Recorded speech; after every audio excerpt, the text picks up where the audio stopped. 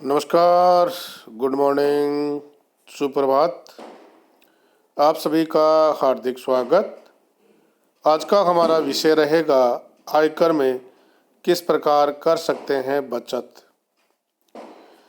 वित्तीय वर्ष अभी समाप्त होने वाला है और 2 माह से कम समय बचा है, तो हम सभी जो तरीके हैं उन पर विचार न करके जो आसान तरीके हैं जिनके माध्यम से हम अपने आयकर में छूट प्राप्त कर सकते हैं, निवेश के जो तरीके हैं उन पर हम विचार करेंगे और उनके बारे में आपको जानकारी देंगे कि आप किस प्रकार आयकर में बचत कर सकते हैं। धारा 86C के तहत आपको जो छूट मिलती है 1,50,000 रुपये तक की, उसमें आप किस प्रकार से किन किन माध्यम से निवेश करके और इसमें छूट है वो प्राप्त कर सकते हैं।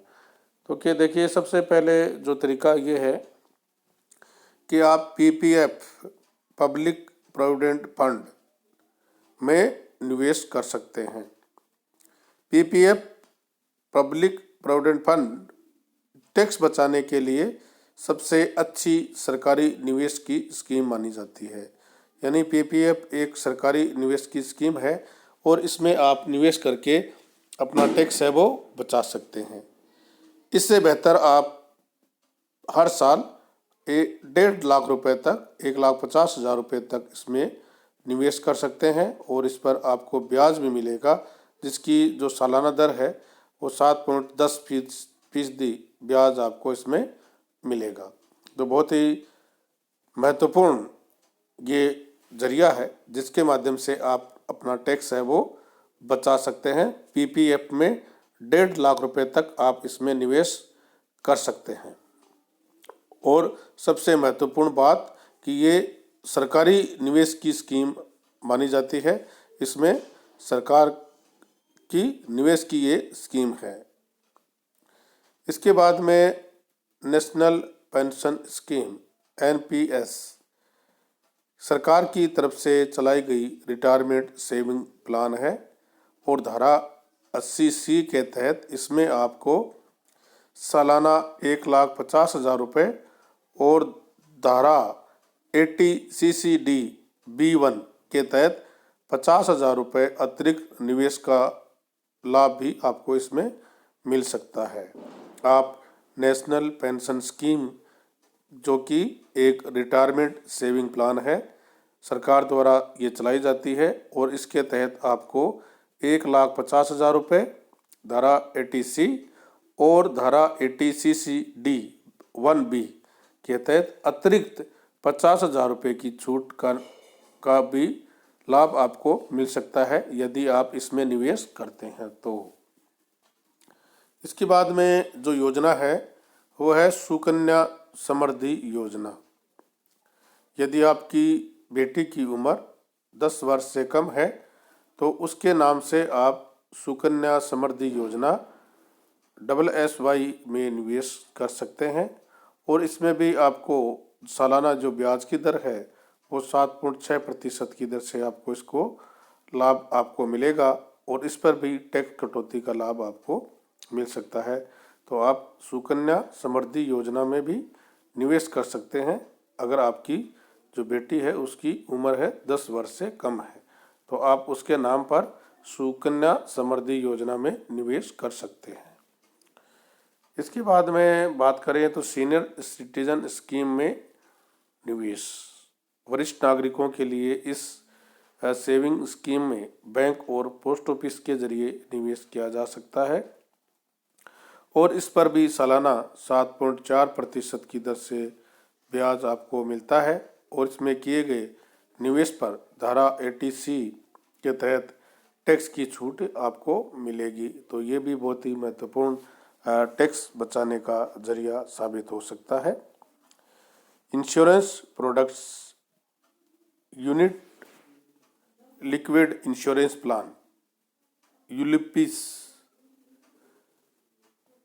यूलिपिस और पारंपरिक बीमा योजना के प्रीमियम पर भी आपको टैक्स में छूट मिलती है, लेकिन ध्यान रखिए कि यूलिप प्रीमियम की जो राशि है वो 2.5 लाख रुपए से ऊपर जाने पर टैक्स की छूट आपको इसमें नहीं मिलेगी। इसके लिए यानी आपको 2.5 लाख रुपए से ऊपर अगर आपका प्रीमियम है यूलिप का तो आपको इसमें छूट नहीं मिलेगी। यानी unit linked insurance plan ULIPs और पारस्परिक बीमा योजना की जो प्रीमियम है उस पर भी आपको टैक्स में छूट मिलेगी।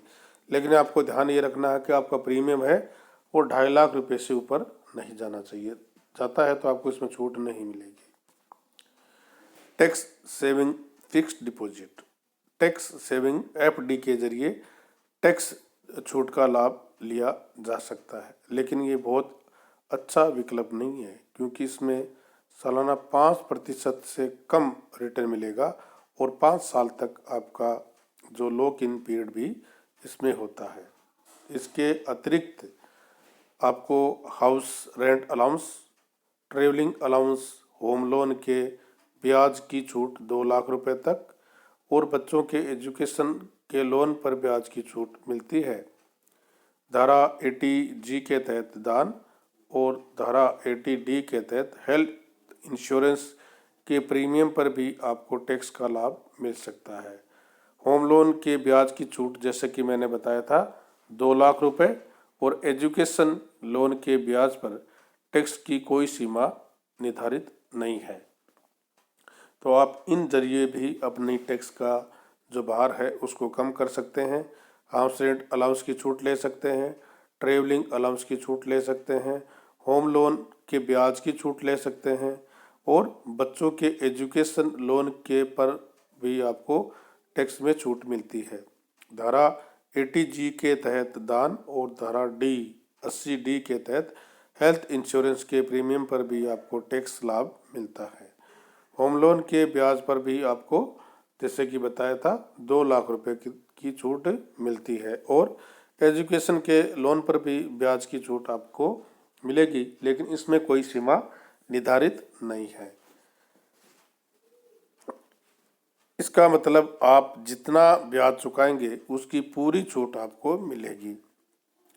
हाउस रेंट अलाउंस पर टैक्स की गणना इस आधार पर की जाती है कि आप मेट्रो सिटी में 50% और गैर मेट्रो सिटी में 40%, किसी भी सूरत में छूट HRA से ज़्यादा आपको नहीं मिलेगी। जितना आप HRA आपको मिलता है उससे ज़्यादा आपको छूट इसमें नहीं मिलेगी। आप मेट्रो सिटी में रहते हैं तो 50% और गैर मेट्रो सिटी में रहते हैं तो आपको 40% की छूट इसमें रहेगी।